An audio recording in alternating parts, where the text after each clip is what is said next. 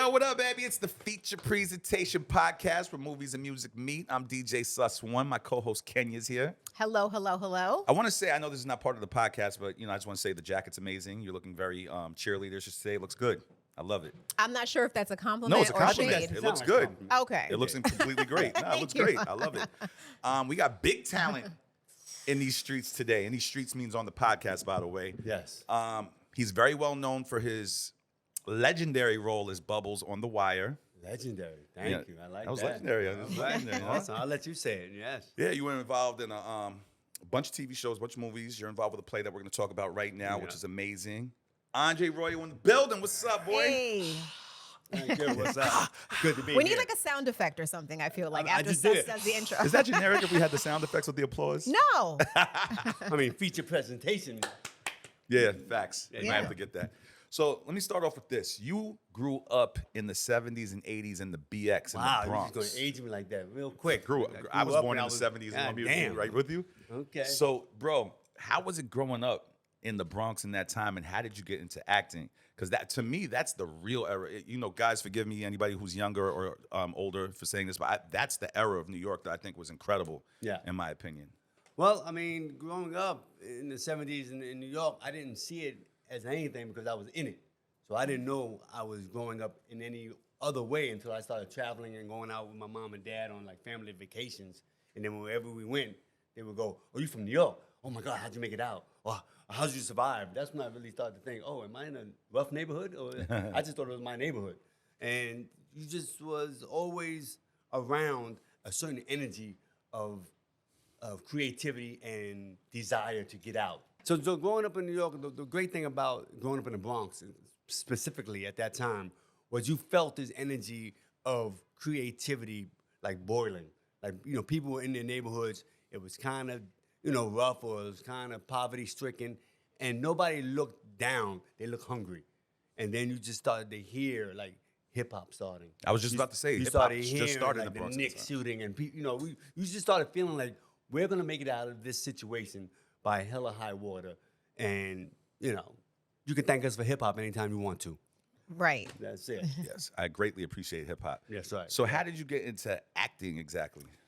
Acting was weird because I feel like acting found me. Like I grew up, and my dad was always watching TV. He would come home from work, he would sit and watch TV. He wasn't really a talkative man, and the only time I would see him showing emotion was like watching television. I'd be on my way to the bedroom, and he'd be like, "Sit here, watch this. This is Fred Astaire. He's one of the best dancers." Or watch this guy. He's John Wayne. He's great. And he would be so excited about showing me these movies that I felt like I want to be part of that medium that makes somebody like this guy excited. And I thought about it, but I didn't know how to get into it.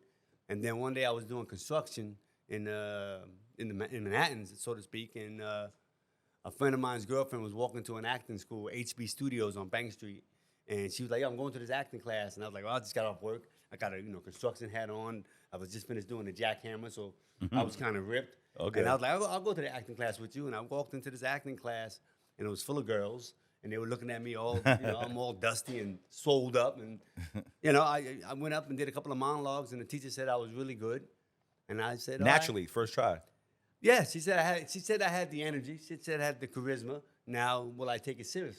And I was like, I don't know. I want to, be around these girls. I want to hang out. Hurt you. Yeah, and the hardest part was telling my father at that time. I said, "Look, I'm thinking about doing this acting thing. I don't think I can do construction no more." And at that time, you're making like $2,000 a week, full benefits With Like, construction. With construction, it was Okay. great money. And he didn't buckle. He just said, "All right, well, if that's what you want to do it." And Well, applaud to him, because not all parents that's right. support yeah. like that. I was waiting for him to go, "Are you fucking crazy? No, you can't quit the job." But he was like, "No, if that's what you want to do it. Just, give it your all." Yeah. And that was a different kind of pressure. But then it was like, "Oh shit, I just quit my job. I better make this happen." And I just stuck with it, and the rest is just, God given, What do you say your first big break was? Oh, I mean, there's so many. You were in a movie in 1998, L.A. Without a Map. Yeah, that's the first time I got my SAG card. I was in L.A. and I got my SAG card because I couldn't get my SAG card out here for some reason. I just wasn't. I was doing a lot of theater, so I wasn't getting into the film and television. I went to L.A. and I did this movie where I was ad-libbing and talking shit as an extra, and you're not really allowed to talk. But I was, I can't shut up. I was talking, and the director liked what I said, and he said, you know what? I'm gonna keep your lines. And then all these muckety mucks was like, we gotta pay him. We gotta put him in the union if he talks. And the director was like, well, put him in the union. And that's how I got my SAG card. Nice. So that was a break. And then when I came back with a SAG card, I was doing all the Law and Order. Yeah, I saw you I did did. all 3 Law and Orders. 3 different kind of characters. I was in everything. From the jury box to the snitch, and that was a big break because that was how all the black actors in New York were working. That's Law and Order. They always needed black people. Yeah. Facts. So, but then the big break that got me, there's levels to it. The big break would probably be Shaft. That was the one with John. The Shaft Singleton. remake. The Shaft remake. I'm Well, not John that Sing- old. Yes, the Shaft remake, motherfucker. That's all I meant. Yeah. But the John Singleton The remake John of the Singleton Shaft. remake of Shaft. That had me in the caliber of people with Jeffrey Wright, Christian Bale, Sam Jackson, Busta Rhymes. It was like just a collection of these great performers that I stood out, and John Singleton gave me a lot of words of wisdom, and that took me, into movie. I mean, back then that was a box office hit. It's a big movie. Right? Big movie. So all of a sudden you get different auditions. But I didn't, again, I went back to theater because that's where my love was. And my manager called me up one day and was like, HBO got this new series. They want you to audition. And I was like, HBO was kind of big at that point. What is it? And they was like, oh, for a junkie named Bubbles. And I got upset. And I was like, I'm not. What the fuck are we talking about? I'm not doing a character named Bubbles. That's disrespectful. So you wasn't feeling that? No, I first. thought we were doing Pookie again. We doing Gator? Like, Yo, but Pookie was great. I in know, New but, Jack I City. didn't want to redo it. Okay, Like okay. in my mind, if I can't do as good as Chris Rock or Sam Jackson and Gator, then why do it? Like Heard you. why take it on? And I didn't know if they were going to be serious or if they were making fun of us, And then when I met the creators of the show, they were serious. Like the scripts were incredible, and I was like, okay, I'll give it a shot. I auditioned like 5 times, and when I booked that, that took me into a different stratosphere. At that point, I became a black actor. Before that, it was touch and go because Hollywood didn't see me as black. They saw me as other. They was like, you look Ethiopian.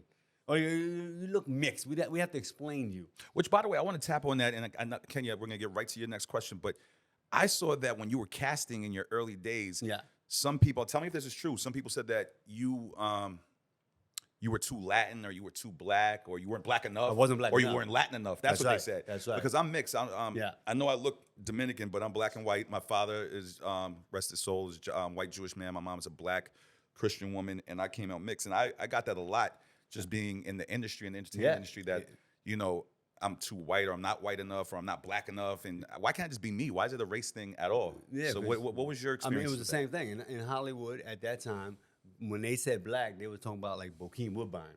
They were talking about Wesley Snipes. They wanted black. That's how that was being depicted in Hollywood. When they said Spanish, they were talking Al Pacino. They were talking Yeah. Italian. So I didn't fit in any box. So it was hard for me to really, really get like a serious role as a black or Spanish actor. Shaft was the first time. Again, you talk about big breaks that put me in like a Dominican role, and then The Wire, I was in the black role, and then all of a sudden I became the black actor or a black actor. But before that, a casting director told me I would have to get lucky because Wow. they look at you and they have to explain. They can't just put you on camera and say you're black because you don't look black. So luckily Hollywood has changed in that aspect a Yeah. lot. Yeah. Talent is talent. That's right. Yeah, no, so I know you started in theater and then you Yes. took a 15-year break Yeah. from theater. Let's Yeah. talk a little bit about that and like what made you circle back? A lot of things. I don't want to say I took a break. I went to LA, and at that point, there's such a horrible discrepancy in pay between theater actors and television. And once you start doing television and movies, the money is just astronomical in comparative to theater. You can't go back. Yeah. Now you got bigger bills. You bought different things. You got paid, a lot more money. And your agents and managers are like, why do theater? Like, I don't want 10% of that check. So it's hard to go back, and you have to really fight to go, okay, I need to go back. And it was more of a need, than a want, because, we got 500 channels now, right? And for me, the television and movie game just got a little boring, so to speak. And I had great roles. I worked with a lot of great actors on great shows. But me personally, I wasn't finding the joy anymore. And, for me to find my joy, I decided I had to go back to where I started. And, I've always experienced that theater was the actor's medium. That's where we get out spiritually. That's where we get the most spiritual satisfaction from going out and being right there with the audience. You feel them, you ride with them, and that instant gratification is just fantastic. Television is the writer's medium. You're writing 8, 9 episodes, the writers is doing their thing. And movies are the director's medium. The director is God. He's the one that, picks everything, and he's telling his story from his vision. So I needed to go back after COVID, after a couple of things that I was going through personally. I just wasn't happy. And I said, you know what?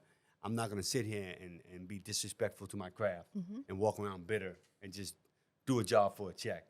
I got to find that happiness. So I went back to theater. And now you're about to wrap Drinking in America. Yes, Drinking in America, written by Eric Bogosian. I did it at the Minetta Lane Theater, and it's been, fantastic. It's been everything for me.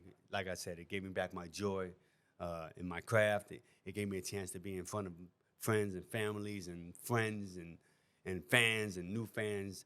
Being in New York gives you the burst of energy that I grew up with. So it's been everything that I asked for.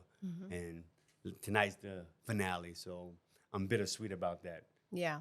For people who might not have seen it, can you explain exactly what they can expect from Drinking in America? Drinking in America is Eric Bogosian is a great writer from back in the day. He did talk radio. And Mark Armstrong is involved, right? Mark Armstrong is my director, and he did this thing called the 24-hour plays, where he directed these plays at the American Airlines Theater, and it's a collection of monologues about the different types of men with different types of addiction. I mean, from heroin to liquor to fame to the American dream, like just the idea of the alienation of men in the postmodern era. Back in the day, like the 70s and 80s, men growing up, we put ourselves in this bottle, like a ship in a bottle, where we decided what masculinity. How you say that word? Masculinity. Toxic masculinity. Yeah. What it meant. I know I don't look too masculine, but masculinity. Yeah, that's right. You can pronounce it better than I can do. My tongue gets tired in the morning without caffeine. But men, we said to ourselves, or when I watched my dad or my uncles, we put ourselves in this box where we decided that our job was to support, protect, and there was no space to be vulnerable. If you were too smart or you tried to learn too much, you was a nerd or a geek. If you showed emotion, you were soft. Good guys finish last. Like we had all these, definitions that said that men had to be strong and not show any emotions. And after a while, most men are going to buckle. And we have emotions. And we have emotions, but we don't share it. We didn't know about therapy at the time. That was considered weak. So if a man wanted to have a release, it would eat you up inside, and you would maybe, turn into darkness, or you turn into a bottle. And then all of a sudden, you're trapped in this cycle of just self-medicating. And sooner or later, you're going to implode. And I go through a series of characters, like 12 characters, and I show these moments of darkness or despair or wonderment with this relationship with addiction. And then, so we talk about sobriety, right? And I've had my own shortcomings when it comes to sobriety and, kind of being able to stay in a sober space. Yeah. So do you feel that there's any personal connection or correlation to any of the characters that you had to? All of them. All of them. I mean, I'm a year and 8 months sober right now. Congratulations. Thank you very much. And, I had a long stint with alcohol. And it wasn't all bad. I'm not going to, sit here and say alcohol is this horrible thing. It's weird with alcohol. You don't have a problem until you have a problem. Like it's programmed into our society where when you're celebrating, you're popping bottles. Right? When you're in a bad mood, go get a drink. It's self-medicating, and you don't know you have a problem until it's ahead of you. Right? Yeah, it's still serious. And then when it's ahead of you, then you're pushed aside like, oh my God, what happened to you? And you're alienated from the rest of society as somebody who just couldn't handle it. And so when I look at these characters, I've recognized myself in all these characters somewhat. I've been through a lot of despair, anger, joy. So for me, this was a chance to say thank you to alcohol for all the good times and fuck you to alcohol for all the bad times. And to be able to put it in my craft instead of my liver, is the plus. Right? Yeah. So it's been, you know, I'm not gonna say it was easy to be sober, but for me, I'm a mama's boy, and my mom called me one day and said she was going through some health issues, and I said, okay, well, I can't be drunk. I gotta be ready. I gotta be ready when that phone rings. I gotta be not hungover or not forget that she called. I have to be as clear and clean as possible. So I put the bottle down. Yeah. And it's, you know, I have my temptations, but again, I like to put it in my craft instead of my liver. And I got to be there for the phone when my mom calls. That's God bless great. on That's that. great. God bless I on don't think that. we talk about that sobriety enough publicly, No. like in our shortcomings and our struggles. So I love that you're so transparent about that because I feel like when you could be open and speak your truth, Yeah. right? People relate and They they do. can connect. They do. That's right. And I think, you know, I'll give it to this generation now, my daughter, 25, and I think they've opened up the conversation to be more vulnerable. Like you see a lot of actors, you see a lot of people that are openly, they're expressing themselves with a little bit more vulnerability than we grew up with. And I think that opened the conversation for us not to be so tight on sharing when we need help. Yeah. You know, It so liberates other people. exactly. I want to go back to This is great. I feel like, yo, this is. No, you're oh, great. the left and right, Yeah. the left and right vibes. Yes, I feel rude. I'm a mama's boy, so I feel rude. No, turning it's my all back to the good. young lady, but yes. So look, I want to take it back to The Wire, Yes, to sir. the what I said earlier, legendary, Yeah. Bubbles character, which you looked at me like legendary. Why? But a lot of people Yeah. know that character. You know what I'm Yeah. saying? And I wanted to know what The Wire represented for you in your career and how it changed your life and what it did for you. Did it do anything? Did Well, it lift you? I mean, yeah, it did a lot. I mean, it might be a whole different podcast, right? I mean, The Wire is monumental for me. I always tell everybody when I'm talking about it that, you know, everybody in front of the camera or behind the camera of that show became better artists and better human beings. I mean, we were on that show in Baltimore, and we all got hit with this responsibility to do right by the people that we were talking about. Because this was the first time, I think, in all of our careers that we sat down and we were playing characters that were just right outside, right in front of us, looking at us and begging us to be like, do us right. Don't show us as one-dimensional characters. You know, when I was researching for Bubbles, you know, I talked to 100 people that were dealing with the addiction in different levels, and they all were like just these human beings who just had, you know, fell into an addiction, and it got ahead of them. And I looked at them like I look at the guys and the women that were like in the offices going outside in the winter smoking cigarettes. Right? They look crazy, right? Or you know, people who drink Coca-Cola or have to have sugar every day. Crazy. Like we all addicted to something. So these were just regular people that just, you know, were addicted to something that was hurting them. And I wanted to show the people, not the addiction. And it was the same with everybody. You know, the characters playing drug dealers didn't want to show them as these monster villains. They wanted to show them with intelligence. They wanted to show them with why they were doing it, to feed their families, to better their lives. The cops, you know, we have one dimension of relationship with cops, but these cops were like, look, I'm trying to do the best job I can. I'm getting my hands tied by the government, by the mayor. So we took it the responsibility to show these characters in 3 dimensions. And with that said, I think a lot of people just respected and appreciated it.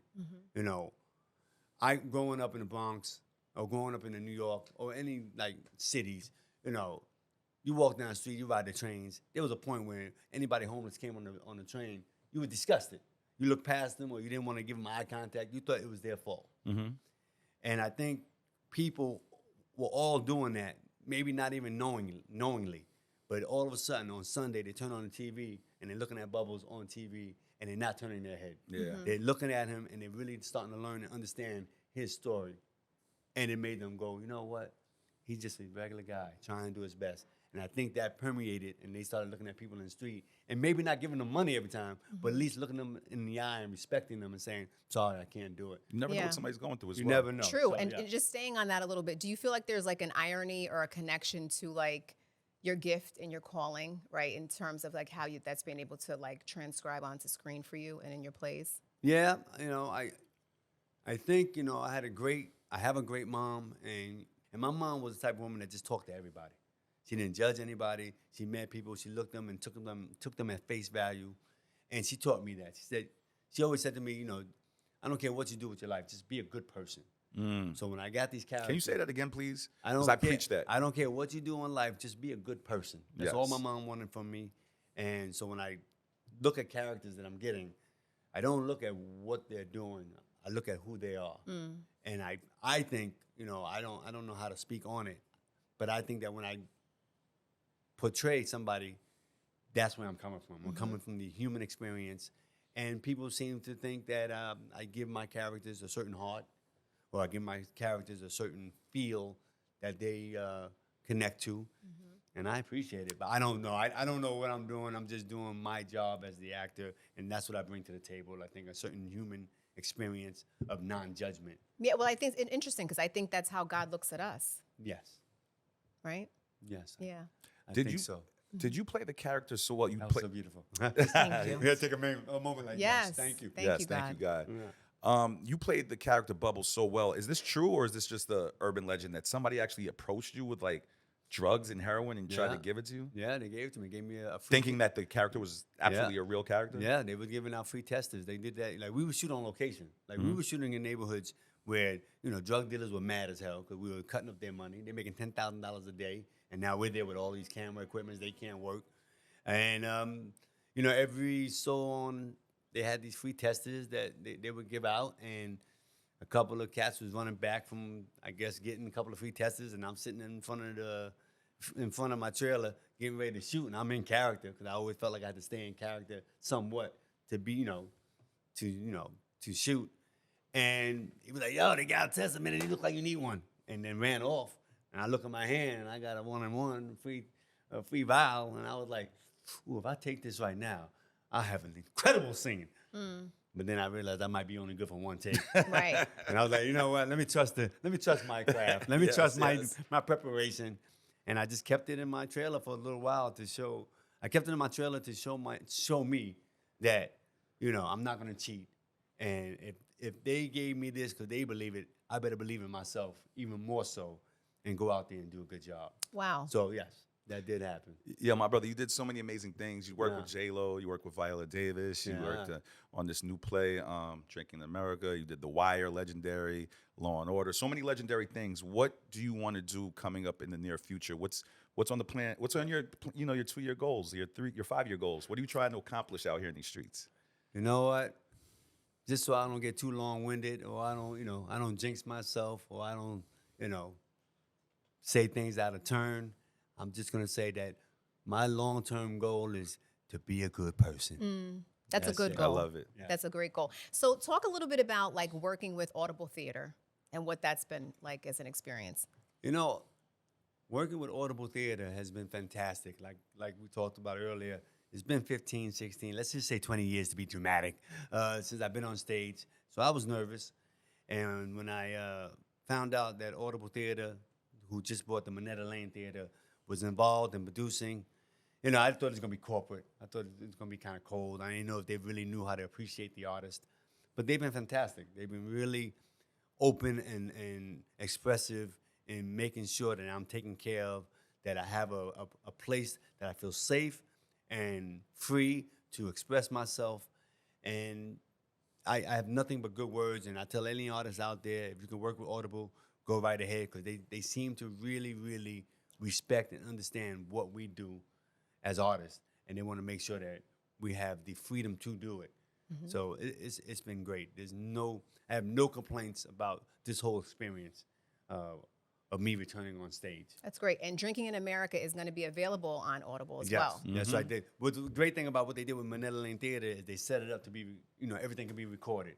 So when you do something there for Audible, it also might, turn into an audio book. And they're going to turn Drinking into America into an audio book so that more people can share who couldn't make it to the theater. So That's dope. That is dope. Yeah. Well, look, I want to say, unless there's something else you want to ask, I want to say thank you for coming to the podcast. Thank you for having me, man. Feature presentation. That's The feature presentation. That's a big step right there. So Yeah, I man. appreciate it, man. Yo, thank you for repping the Bronx. All day. Thank you for repping New BX York. forever. That's You know right. what I'm saying? Thank you for coming to the podcast, and we greatly appreciate you. I greatly appreciate what you're doing for the culture and No all doubt. the things that you're, all your talents that you're providing to the public. So I appreciate you. Thank you, brother. All right, Appreciate Andre you, too. Royo, let's go. Thank We you. need the sound Thank effect. you. Same. Thank you. Yeah. No, thank All right. you. My brother.